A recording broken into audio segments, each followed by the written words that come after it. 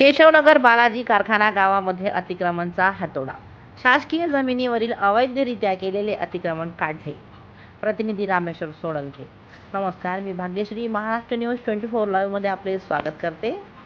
केशवनगर बालाजी कारखाना हे गाव रिसोड मालेगाव हायवेवर असल्यामुळे बऱ्याचपैकी दुकाने व घरे हायवे टच आहेत.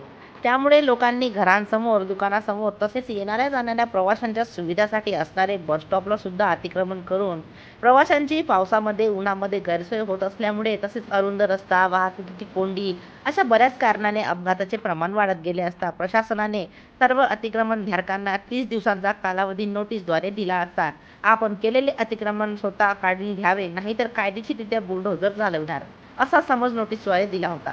दिनांक 8/5/2026 ला शासकीय नियमानुसार व पोलीस प्रशासनाच्या बंदोबस्तामध्ये केशवनगर बालाजी कारखाना या गावामधील अवैधरित्या केलेले अतिक्रमण शेवटी काढण्यात आले. सविस्तर वृत्त रामेश्वर सोळंके.